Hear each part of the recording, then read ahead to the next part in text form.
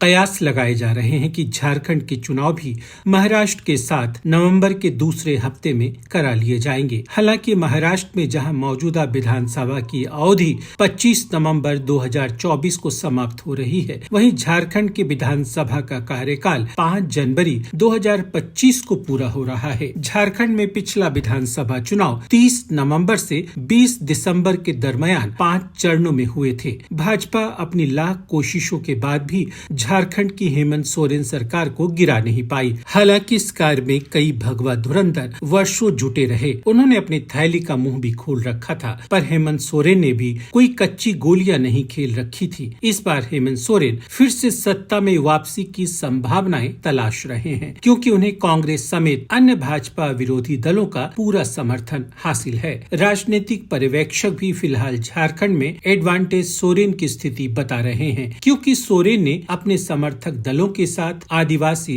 मुस्लिम और Christian vote bank को अपने पक्ष में गोलबंद किया हुआ है, जिनकी संयुक्त ताकत राज्य में तकरीबन 45% बैठती है। राज्य में लगभग 28 एसटी आरक्षित सीटें हैं, जहां भाजपा का प्रदर्शन अब तक खासा लचर रहा है। पिछले विधानसभा चुनाव में भगवा पार्टी इन 28 में से मात्र 2 सीटें ही जीत पाई थी। 2024 के लोकसभा चुनाव में यहाँ की सभी 6 रिजर्व सीटों पर भाजपा को पराजय का मुंह देखना पड़ा था। इसकी काट के लिए भाजपा ने इस बार नई रणनीति बुनी है। उसने अपने सभी प्रमुख आदिवासी नेताओं से कहा है कि वह आदिवासी बहुल सीट से चुनाव लड़े। जैसे बाबूलाल मरांडी अब तक अनारक्षित सीट से ही चुनाव लड़ते रहे हैं। उनसे कहा गया कि वे दुमका से लड़े। मधु कोड़ा जगन्नाथपुर सीट से सन 2000 से चुनाव लड़ रहे हैं, जहां से वे कभी हारे नहीं। इस बार वे फिर से चुनावी मैदान में होंगे। हालिया दिनों में भाजपाई हो गए चंपई सोरेन सन 1991 से सरायकेला से चुनाव जीत रहे हैं, जहां इस बार वे भगवा झंडा थामेंगे। अर्जुन मुंडा